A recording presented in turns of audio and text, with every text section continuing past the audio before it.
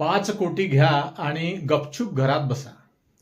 5 करोड नाकारून उमेदवारी अर्ज भरून जर का तिकीट मिळवाल तर थेट तुमची वरची तिकीट तयार आहे हे लक्षात घ्या.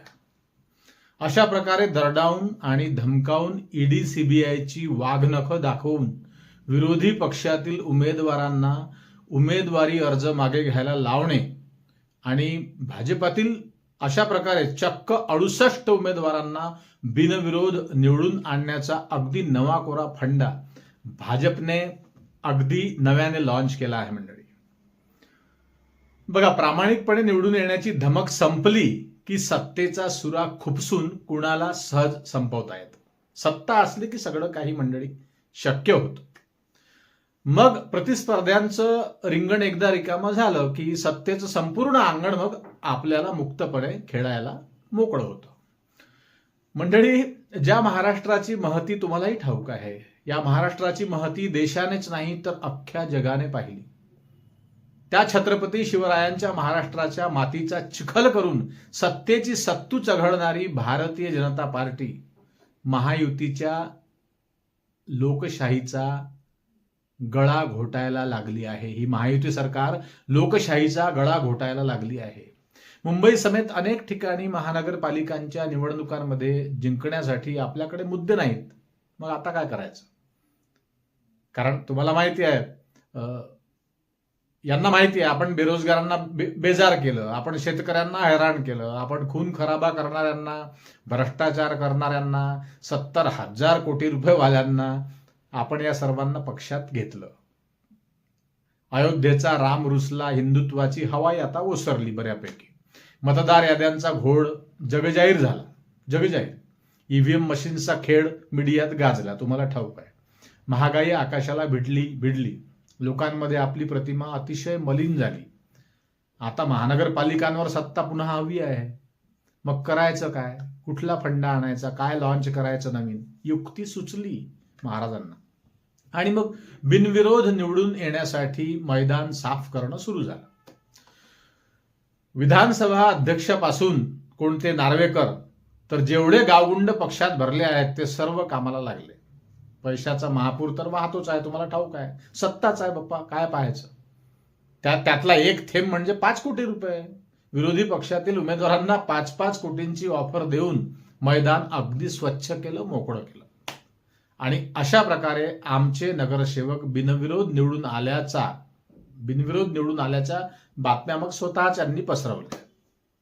प्रपोगंड्यामध्ये माहिर आहेत, तुम्हाला माहिती आहे. मंडळी, एक गोष्ट लक्षात घ्या, ही सुरुवात आहे. प्रारंभ झाला आहे. 2029ची ज्याप्रमाणे भारतीय जनता पार्टी सांगते नेहमीच की 2029 मध्ये खालपासून तर वरपर्यंत फक्त आमचीच सत्ता राहील, ते कशाच्या भरोशावर सांगतात? कारण तोपर्यंत इतर पक्षांचा पद्धतशीरपणे सुपडा साफ केला जाईल, सर्वांचा गेम होणार आहे, लक्षात घ्या. मी तर हा अंदाज बांधला आहे, लक्षात घ्या, की विरोधी पक्षाच्या वतीने हेच लोक उमेदवार उभे करतील, डमी, आणि त्यांना अर्ज मागे घ्यायला लावतील. अर्थात आधीच त्यांचं सेटिंग होऊन जाईल आणि पुन्हा बिनविरोध निवडून आल्याचा चमत्कार ते घडवतील, शक्य आहे. मग ना रहेगा बास ना बजेगी बासरी. त्यानंतर मात्र निवडणुका पूर्णपणे संपलेल्या असतील, लक्षात घ्या. इलेक्शन नावाचा पुंगी पेटारा पूर्णपणे झाकून गुंडाळून ठेवण्यात येईल. निवडणूक आयोग वगैरे वगैरे काहीही नसेल, स्वायत्त संस्था वगैरे काही नाही. त्यांना दुसरी कामं देतील नाहीतर पक्षाची अनेक पदं रिक्त असतातच. आणि या सगळ्या प्रकारची सुरुवात ही केवळ मुंबई महानगरपालिका केंद्रस्थानी ठेवून करण्यात आली आहे, लक्षात घ्या. ते का सांगतोय मी, त्याच्यामध्ये तथ्य आहे, लक्षात घ्या. कारण एक गोष्ट लक्षात घ्या, हे लोक वरवर काहीही बोलत असले तरी राज ठाकरे आणि उद्धव ठाकरे हे एकत्र आल्याने यांच्या तळपायाची आग मस्तकात गेली आहे, हे लक्षात घ्या. भीती वाटली आहे, कारण का तोही एक ब्रँड आहे, लक्षात घ्या. ताकद अजून वाढली दोघांची. एकनाथ शिंदेंना बाजूला केल्यावर, चिन्ह आणि पक्षाचं नाव पळवल्यावर यांना म्हटलं काहीच शिल्लक राहणार नाही, आता उद्धव ठाकरे कायमचे संपले, मूळ शिवसेना संपली. हा आनंदोत्सव साजरा होत नाही तर राज ठाकरे आणि उद्धव ठाकरे एकत्र आल्याची बातमी धडकली. त्यामुळे पुन्हा मैदान गरम होणार. अशा वेळी आपली गोची कुठे कुठे होणार हे महायुती किंवा भाजपला चांगलं ठाऊक आहे. अतिशय कुशाग्र प्रकांड पंडित त्यांच्यामध्ये आहे, लक्षात घ्या, त्यांना चांगलं ठाऊक आहे. त्यामुळे बिनविरोध निवडून येण्याचा बाजिंदा प्रयोग हा त्यांच्यासाठी त्यांना बरा वाटला असावा, म्हणून त्यांनी तो प्रयोग आता सुरू केला आहे. परंतु मंडळी, एक गोष्ट आणखी लक्षात घ्या, हा देश, हा भारत, हा महाराष्ट्र काही वेगळाच आहे, लक्षात घ्या. कितीही फंडे इथे वापरले तरी ते चिरकाळ टिकणारे नाहीत. हा छत्रपतींचा महाराष्ट्र आहे. हा फुले शाहू आंबेडकरांचा पगडा असलेला, त्यांच्या विचाराने प्रेरित असलेला महाराष्ट्र आहे. इथल्या रक्ताची सर जगात कुठेच नाही. हा इतिहास आहे महाराष्ट्राचा. इथले तरुण अजूनपर्यंत शांत आहेत मंडळी, ज्यांना जेनजी आपण म्हणतो. ते निमूटपणे फक्त हल्ली बघतायत, त्यांना सर्व कळते आहे. कारण पिढी बदलत असते, परिवर्तन हा निसर्गाचाच नियम आहे.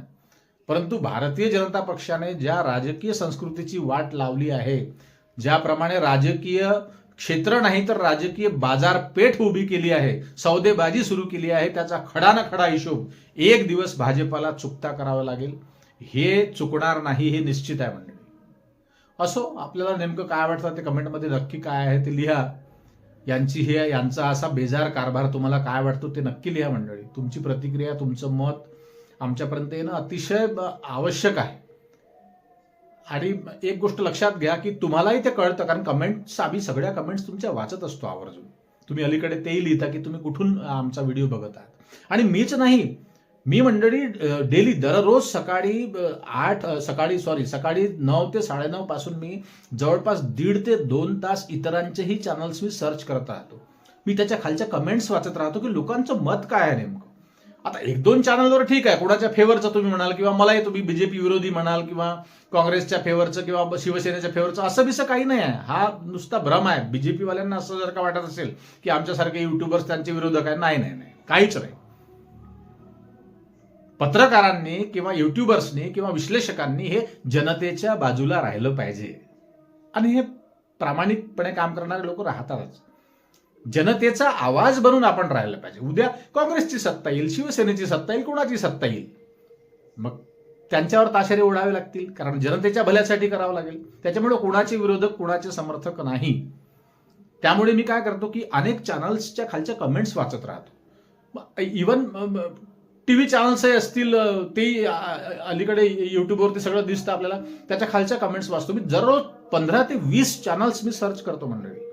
त्याच्या खालच्या 80 ते 2-4 चॅनल सोडून द्या. काही एक आहे भटुकडे, ते 2-3 चॅनलवाले, ते सोडून द्या. ते तो बाबाजी आहे, एक तो पंडित आहे, पूजापाठ करण्यासारखं बोलतो काहीतरी विचित्र, आणि एक ते पोरगा आहे कोणतं तरी, काय सूर्यवंशी नावाचे, 2-3 लोक आहेत, त्यांना सोडून द्या. पण बाकी चॅनल्स मी कमेंट्स बघतो, 99% कमेंट्स या भाजपाच्या विरोधात असतात. पण पूर्वी नव्हत्या या कमेंट्स विरोधात. पूर्वी अर्थात 2014 ते 2017-18 पर्यंत अशा कमेंट्स नव्हत्या, 20 पर्यंत नव्हत्या.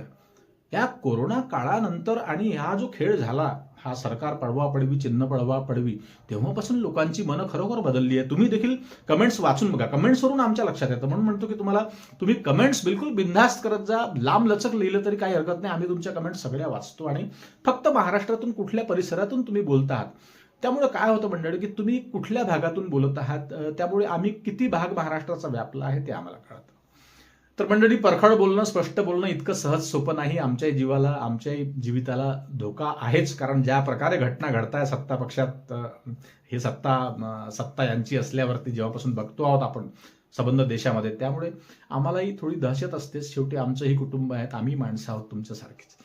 तुमचं पाठबळ, तुमचं सामर्थ्य आमच्या पाठीशी असलं की आम्हाला मग काही भीती नाही. प्रामाणिकपणे काम करायचं आणि राज्याला, महाराष्ट्राला, देशाला न्याय मिळवून कुठपर्यंत देता येऊ शकतो, लोकांच्या बाजूने बोलता येऊ शकतं, एवढाच आपला छोटासा प्रयत्न आहे मंडळी.